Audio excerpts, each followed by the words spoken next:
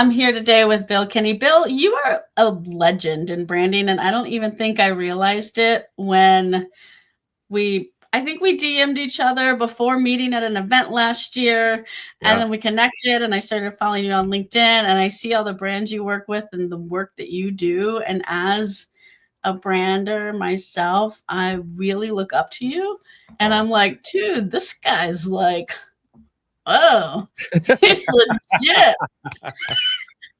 How can I be his friend? I'll take it. I like how maybe our relationship was formed in that way, where I'm just a random dude, and then we kind of meet at Exit 5 event in person. Yeah. And then maybe you come back around and go like, oh wow, they're actually like doing some real stuff. They're like, cool. Yeah. Well, it's funny too, because we met, we actually, I think, first met in person when we were you were at the same restaurant that my team and I were at that night for dinner. Yes. And all of a sudden the fire alarm starts going off and they're like, everybody has to get out. Yeah. So we were standing there in the street, like all like, I hope we can go. Everything's okay. Like, I hope we can go back to dinner. Like, are we going to pay our bill? Remember, we were like, what about the bill? Yeah. And we're just out there chit chatting, like, oh, hey, who are you? Yeah. What do you do? Yeah. Yeah. So, okay. So tell our audience a little bit about you. You're the CEO of Focus Lab. You have written a book on branding and just an all around cool guy. Oh, I appreciate it. Yeah. Not to go long on that dinner story, but that me ending up in that restaurant was also totally random because I didn't know a single person when I came to that event. So I was standing outside, bumped into Joe Ray, or actually it was also, God, I'm forgetting the other guy's name, Jeff Porter. And it just turned into like, hey, should we all like go to dinner together? And it was like, yeah, sure. So it was like such a random night. All right. So who am I and what the hell do I do? I am Bill Kenney. Yay. I started Focus Lab 15 years ago now, starting to feel quite long. I'm essentially a art school kid that fell in love with then design, because that's how kind of like for me, art transitioned into design, which then meant I was designing more things, which then transitioned into like, let's call it freelancing and into a business. And now 15 years later, we're a team of 27, I think, technically, starting next week. We got a new team member joining next week. Team of 27, fully remote, working with primarily B2B tech brands. That's basically our client vertical is B2B tech. And yeah, like you said, we get to work with a lot of cool clients, some big, some names you never heard of, quite small. I actually posted today on LinkedIn. 2 years ago, we worked with this one client. There were 10 people on their team. Today, I think it was like 160. So we get to see kind of like all walks of life through the lens of brand. Yeah, I love that. It's fun, isn't it, to work on like totally different things? Yes. And yes. really different perspectives. Yeah. That's the thing, I'm super biased and I've never worked in-house anywhere, say at a tech company working in-house as a designer. I only know the agency side, but that is what I know that I love, which is you get to work with a bunch of different people that have a bunch of different challenges in a bunch of different businesses. Even though we're B2B tech, it's still like, that's still wide. So yeah, it's cool. I like the diversity. Yeah. Okay. So I want to get in and pick your brain a little bit. I've got some questions for you about a topic that I love, and I want to get your take on it. So a brand is a lot more than a logo. Go. What are your thoughts on that? Yeah. It's like literally the quintessential branding dilemma. Yeah. So the TLDR is basically for people that don't know brand in the way that we do. And I'm so deep in it now, it's actually hard to tunnel back out. You have to remember that the average business owner thinks of brand as a logo. That's okay. That doesn't mean they're stupid. That's just their relationship to what that word means, because it's this like big gray word. For them, that is the thing. But what our job is, you and I, is helping our partners realize, no, your brand is all the things. It is, yes, partly your logo. It is also the product you serve up in your restaurant. It's also how your staff treats the customers. It's all these things, why do we love any particular company we love? I Mhm. don't know. I'll make things up for bad examples. Why does someone love Starbucks versus Dunkin' Donuts or something? It Yeah. could be they like the more bitter taste of the coffee at Starbucks, but it's not the logo. It's never the logo, right? The logo is No. just an identifier. The logo helps you say, yes, I'm going to go there because that's the place that I love for all these other reasons. Price, product, quality, experience, all these things. Maybe I want to be like those people. Yeah. These types of things. So it's our job, like I said, to remind people that brand is so much more. It is so much that when you really try to put it down to a sentence, and people ask like, well, how do you define brand then? And it's like the entirety of the experience you deliver your customer. And it's like, Yeah. what the hell does that mean? Yeah. So again, for every client or business, it's different. From like a restaurant perspective, I would go back to like their brand is probably primarily the food. If the food is good, that becomes the staple of the brand, never the logo. Yeah, absolutely. But here's the big caveat. You also can't have like, let's just call it a shitty logo. Because that could also be the first touch point. That's the facade. It's like curb appeal in real estate, right? Like it has to look like a door you would want to walk through. So the logo does represent some of that curb appeal.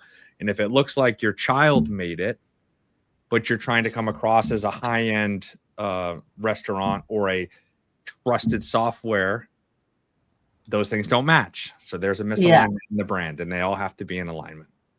Yeah. There's a lot of, it looks like your child made it logos out there floating around. I feel like I'm in the right business. There's good intentions behind each of them. Yeah. Sometimes it's like it is a kid down the street that made it, know. But yeah, I think you're absolutely right. It's absolutely I was reading something or like writing something about this and looking up some statistics about visual communication versus like oral and written, and how much faster we can process visual communication than like reading. And so I think that's one of the things too, like for me, brand is like, you have to pair the right words with the right visuals, with the right experience. And all of that comes together to create a brand and a vibe, and why people want to keep coming back to you. That's it. But the logo is that visual exchange, like the thing that they in their head, like it imprints and they remember from a visual perspective. It's the fingerprint, kind of. It starts to become that version of the fingerprint. I love what you were saying. It's brand is to create harmony across all the touch points. Some businesses only have a couple of touch points. Some have a lot. But you want to bring all that in harmony. Yeah, I like that. In harmony. Yeah, I think of it kind of like a circle. I have this like diagram I show people when we're like starting off on a branding project, where I'm like customer success, product, in store, like how they sign up with you, like all of that, like logo, brand guideline, like that whole thing is the brand. So literally all of it. Yeah. It's not easy. Apple's not successful because of its logo, right? It's successful because of its product, but now we love the logo. It's simple and identifiable and all these other things, right? So there's the harmony, right? All things have to be in order. Yeah. Do you have a favorite logo? Either one that you've designed or just one that you love?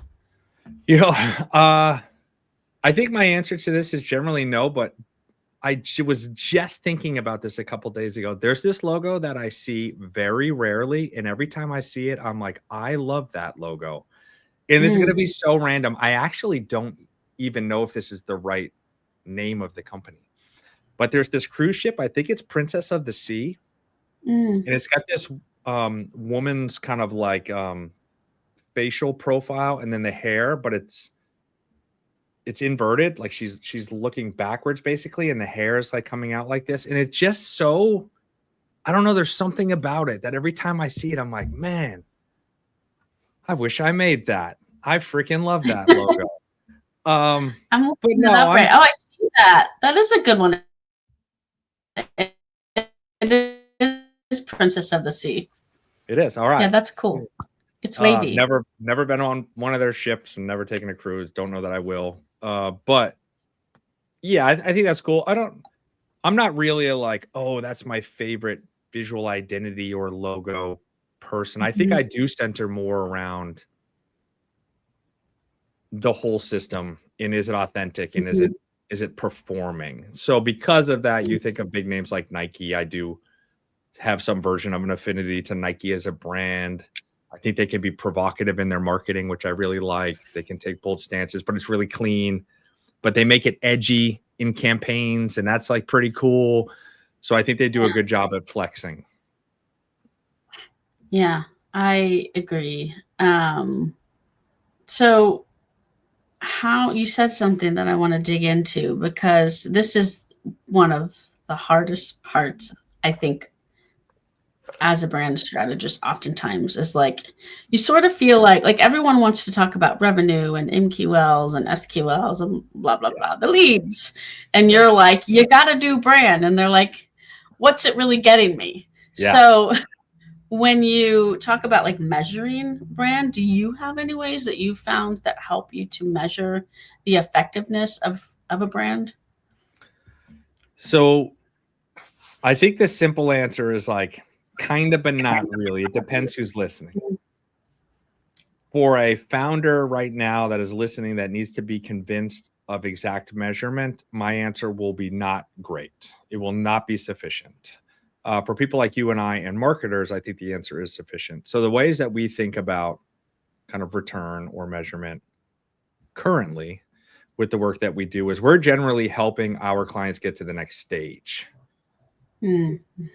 So we kind of think about it in stages. And the way we think about it in stages is generally fundraising, acquisitions, IPOs, these things, like these big kind of moments in the life cycle of a company. That's where we're generally tapped in. So measurement for us falls there. It's not necessarily, say, if our job was to overhaul a website to increase conversion up 20%, right? Like I do believe that brand helps that, but these aren't things that we're talking about in measuring with our clients. So we track our clients, though, from a growth perspective. Anytime there's a new fundraising round, anytime there's an acquisition or a merger, and anytime there is an exit, we track all those numbers in a sheet year over year over year over year, and we combine all of that. And I guess my point is like, I know that brand is building the momentum to support those. Not everything. If we work with a company and they go on to raise 20 million, I can't say, oh, then their branding project was worth 20 million. They got the return. But I know it's a percentage of that. And even a percentage of that is a lot of money, right? So again, it's the curb appeal. What's the return on the landscaper and the painter coming to your house before you sell it and cutting the grass for $100 or $200 and doing some landscaping work? And then the painter charging, I don't know. You can't ask the buyer, did the yard and the paint help on the sale? But you know it did, right? Like you just common sense, like you know it did. So again, there's my answer, right? And that's why that the founder that doesn't believe, but a marketer understands. Yeah. Well, I think there's like a point of qualitative research too. I actually really like what you said about like stages and like funding and tracking stuff like that. But I also think like something that I like to do is after a client has rolled out their brand, just ask them questions about like, what feedback are you getting? What are people saying? You know, and like when it's good and you've nailed it, there's a buzz where like they'll be like, oh God, like we just went to a new trade show and like our booth was slammed and people were like, whoa, what did you guys do? Like, this is awesome, you know? So like, that's when I think there's that qualitative feedback too. Yeah, there are, and we hear that. And I'm glad you took me off of like that kind of higher theoretical point down to like real points. We hear that very specifically, which is now reintroducing themselves into the market, getting that type of natural response, organic response at like a trade show. A lot of our clients are at trade shows. Another one that comes up a lot is recruitment. Teams are able to recruit at a higher clip because now they either look like they have their act together, they're more inspiring to want to work for, you know, these types of things. Again, it's kind of curb appeal, but it's internal what you would call like cultural internal recruitment Yeah. curb appeal. I was interviewing one of our past clients. They're out of Spain, and he very specifically said in the interview that's on our YouTube, he saved tens of thousands of dollars in recruitment because people were literally applying right off the back of the rebrand because they were seeing the work. They were designers. Maybe they saw it through us. Maybe they found it through them. They're like, oh, that's a brand I want to be able to work with as a designer, right? So that's already giving ROI. I mean, he literally said in that interview, it's paid for itself in a year. He said that, right? So, but again, I think maybe to a point I said earlier, like it's different for every person. What one person wants and cares about from an ROI perspective is different maybe than what another person cares about. But I will die on the hill of brand is never a bad investment. It's not buying a cryptocurrency meme coin. I am a crypto fan. A cryptocurrency meme coin and having it go to zero. That's not what an investment in brand is, right? I used this term last week on LinkedIn. Brand is more of a momentum builder. That's never really going to be a bad thing for you. Getting internal alignment about what your company's mission and vision should be, and then starting to create a visual and verbal identity around that is never bad. It's literally never bad. So yeah, you can see I get on my soapbox fast. I can. I'm also now curious about like what meme coins you've invested in because I've got some. Oh, I try to keep it to a very small amount of the portfolio. I mean, Dogecoin's a staple, right? You have to be in Doge. You have to be in Doge, and Brett too is a big one for me. But it's not doing well right now. But I'm holding. Really. I'm holding. That's okay. Yeah, everything's trash right now. So it'll come back. It'll come back. It's how it works. Game. It'll come back. Yeah. So okay. Let's talk a little bit about let's get into the fine line between branding and marketing. Yeah. I think about this one a lot. And I really want to hear your definition of what's the difference between branding and marketing. Where does brand blend into marketing, and where are there like hard edges? Yeah, this one can be quite the dilemma. And I tried to do my best in the book to even speak to this a decent bit. For us, when we think about brand, we're building like the foundation of the house and the structure of the house, the shape of the house. Okay, we're going to go farmhouse. And because of that, we're going to make these decisions and build that way. Once you start to get beyond the foundation of the house, God, I keep using a lot of real estate examples in this talk. We don't then transition to marketing, which might be the real estate example is not good. We're not going to then say, oh, and there's a campaign coming up. Oh, and here's like the 6 months after this, here's some new ads for you. Like marketing is kind of like the push. That's the we've given you the toolbox and the assets and how to speak and what to look like. Now go do all that. Now basically go out and do now the daily work. Again, so then brand is at that foundation. Without knowing that, you can't really market well, right? Because you could certainly ask, there's positioning questions too, like, well, who do we market to? But you need that to do brand as well. But then what rules are in place? Again, to what to look like, how to present yourself to the world, what to speak. You can't do that. Marketing is what you do after the brand is done. So I didn't give you a fine line fully, but that's how we kind of that's where we stop is basically at the style guide. Yeah. We stop there. Okay, interesting. So it's all, this just came to me because you're talking about real estate, and I'm going to go in a different direction, but it still has to do with like something on a piece of land. So it's almost like, think about it this way. Maybe it's like you build the football stadium, and that's the brand, and that's the foundation. Everyone's going to go for the experience. And then, you throw the team and the cheerleaders in the room to make all the noise. And like, that's the marketing. Now you got to get people in there. Right now, you have to get people in there. Yeah, one needs the other. They both need each other. They are both important. Yeah. Yes, you built the stadium, what it stands for, the type of sport it's going to be, all this stuff. And now it's like, okay, now go get people in here. That's the marketing activity. Yeah. Now we need like fans to show up every Friday night. Yeah. That's it. Yeah. Yeah. Yeah. Cool. That just came. I like how sometimes things just come out when we're like, we're shocking. Yeah, because I was going to go to what happens in the yard. Okay, you put up a shed. How you do your landscaping? I'm like, no, that doesn't work. It doesn't work. But the house analogies are good ones too. Okay, so let's talk a little bit about. I don't know. I want to hear your like hot take on a brand that you think is doing a really good job right now on building trust. Oh, snap. I mean, I totally just like slapped you with that one. Oh, well, the easiest path for me is going to be, what brands do I trust? Okay, that's good. Yeah.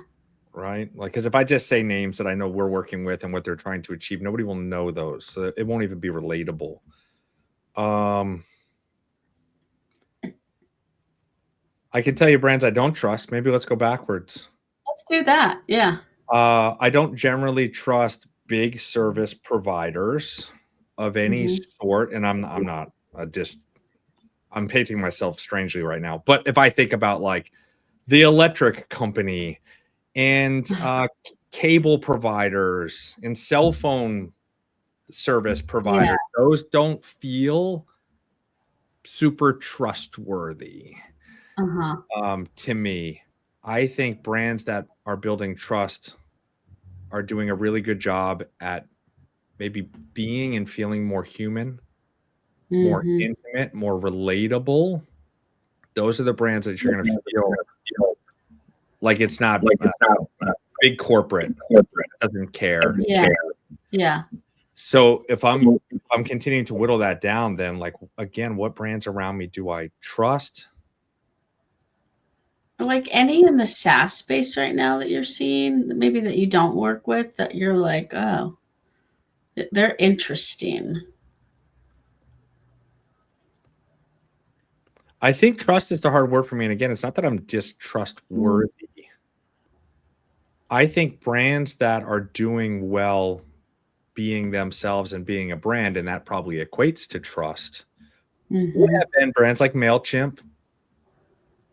Now they're under Intuit, right? So that kind of goes back to what I was saying. Right now, they've got the big thing that they have to battle. But there was a moment in time where that felt like very relational, that brand, MailChimp. Freddie as the mascot and how they showed up at events, a pretty high energy, fun group, giving out really fun swag. It felt different. It didn't feel like software as a tool, robotic. It felt very human. And therefore, I think it becomes more trustworthy, whether or not they're crooked behind the scenes or not. But that's the brand that's presented. And that's kind of like, what you have to go off of. I think there are brands that are doing similar things now, which is giving off some of that vibe. You know what? Actually, I know where I'm going to go with it now. Brands that I believe I would trust and feel trustworthy are brands that also have founder forward representation. What's the woman that runs that SaaS company, Chili Pepper? She is. What is her? She's always on LinkedIn. She is transparent and vulnerable as hell. And if she wins an award, there's a picture of her with her children on the stage. Yeah. I've never looked into that company. I don't even know exactly what they do or what they sell. That feels trustworthy to me because there's a face, there's a persona, and there's almost like what I read as like a moral compass character that I can now pin to the company. Yes. Hard to put that moral compass on a company, but you can put it on a human in the way she interacts and the way she speaks on there. And I'm like, wow, what a leader that business has. There you go. I didn't see that coming. That was not planned. But shout out to the CEO of Chili Pepper. I really wish I knew your name because it would make it I think it's Alina. I'm I actually think that's going to right. an event that they're hosting next week, the Chili Palooza event.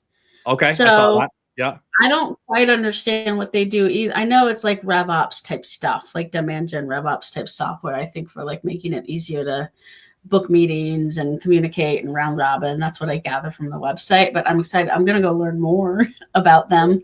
And I saw her also speak at an event that I went to earlier in the year. And yes, she was like super raw, real. Her presentation was to the point.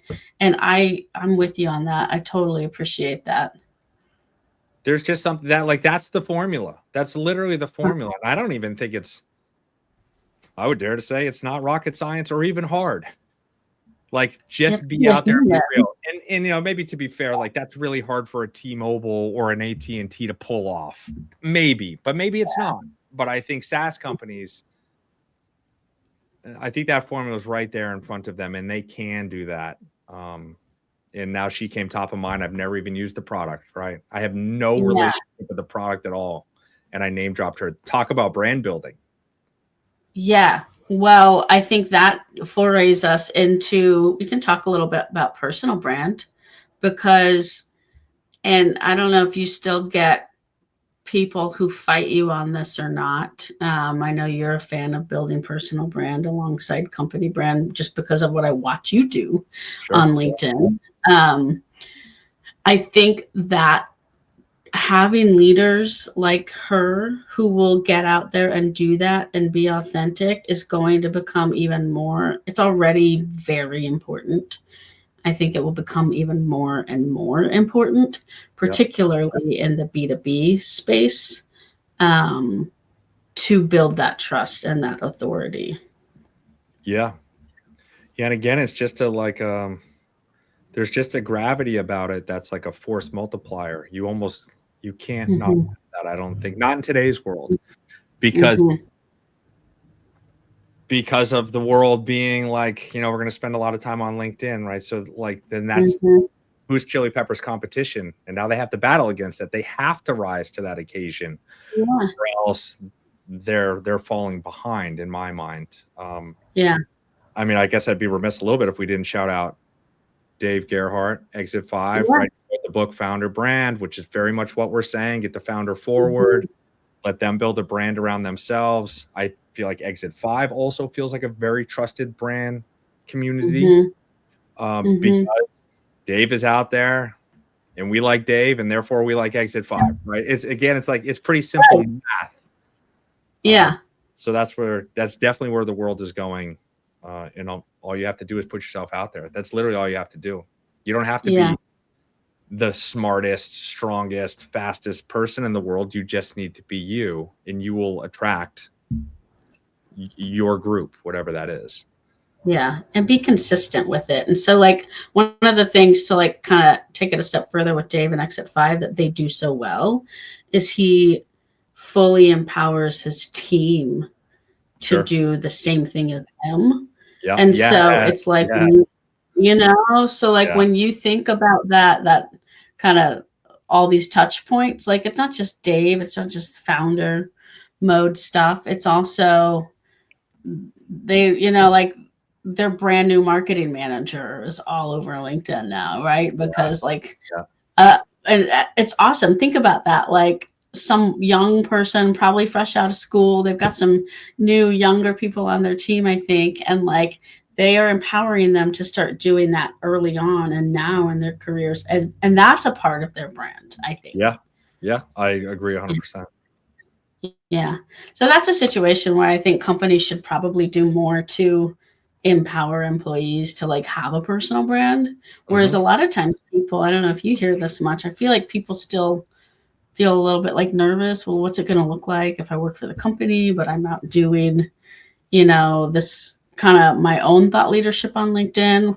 I just think companies need to support their people to all be like personal brand ambassadors if they want to.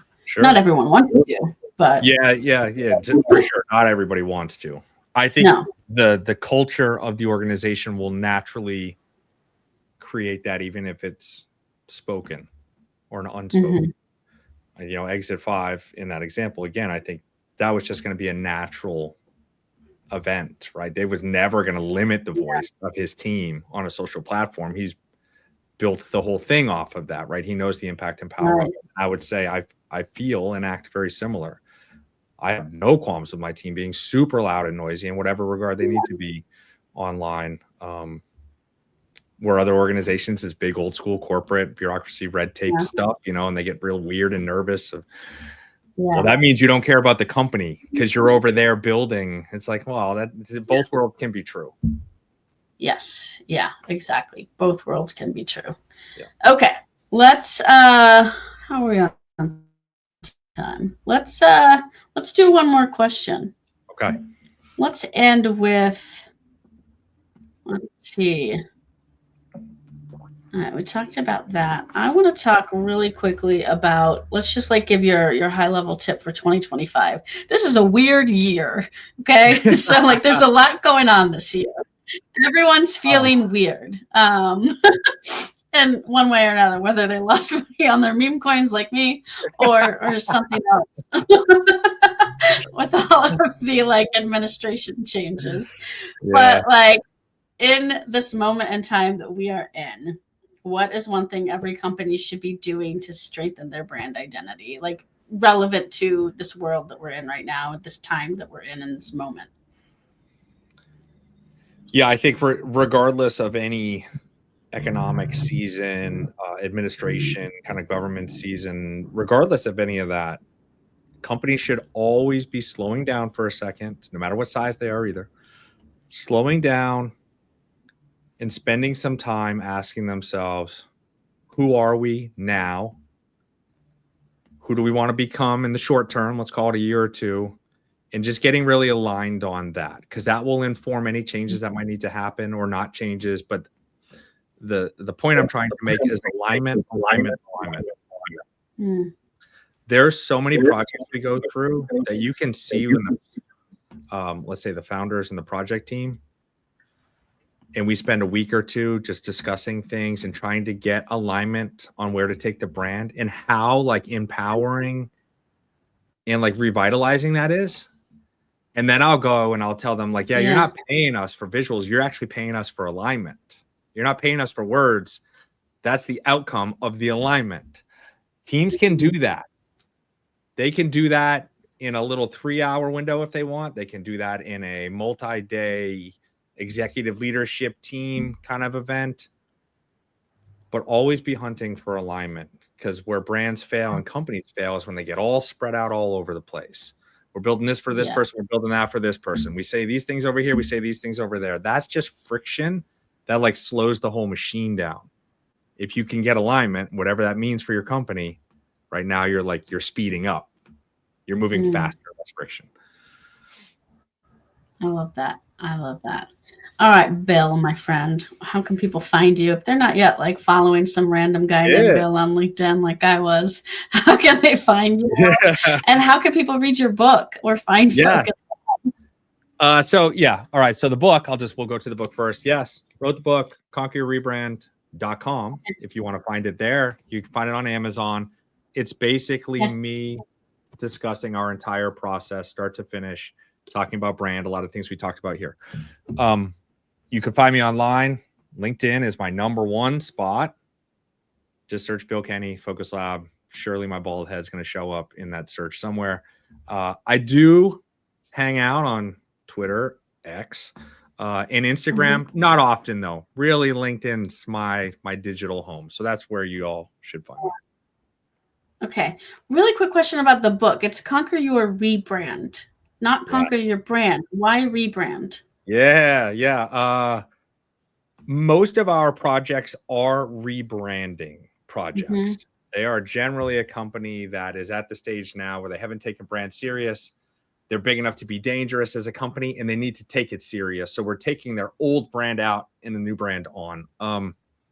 There was a lot of back and forth I had with myself on what that word should be on there. Rebrand also felt like a word we could kind of own more from a book title search perspective. But it's a double-edged sword because I want anybody searching brand to find it, but the word rebrand, yeah. So that's why I've literally considered, should I be writing another book that's not just like Conquer Your Brand? That would be a cheat code, but like something that is the other track that's not rebranding. Yeah, it could just be Bill Kenney Part 1. Yeah, it's part 1, Okay. part 2 is I want, yeah. I mean, writing a book Well, is exhausting, but I do think there's another one in my future. Yeah, this was your first one? First one, yeah. Yeah, it is exhausting. I literally just I'm going through the process right now of my first book, and I think now my publisher's ready to push it to design. Okay. I just emailed them today and was like, "What's the update? Where are we?" Because it's it's a lot. It takes a lot out of It's a you. long time. Yeah. It was a lot. It takes a long time. Yeah. Well, congratulations on that, because that is a big feat. Bill, this has been awesome. I love your background, and I think you're great. And I'm glad that we know each other now. So thanks for joining us today and sharing your wisdom. Thanks for having me. I appreciate you. I'm happy I ran into you at that strange restaurant outing, and I look forward to seeing you again if you're going up to Vermont for the next event. Yes. Okay. Yeah, I'm on the wait list. Like, as long as I can get a ticket, it's going to be such a hot commodity. Yeah, I know. So, when that drops, we're going to have to. I am, we're like on pins and needles because we want to go again. So I hope to see you there too. Yeah, I'll see you there. I'm sure we'll get in. We're pretty active in our boxes and online. We'll see it. I think we'll get in. I think we'll knock on some doors if we don't. We'll try.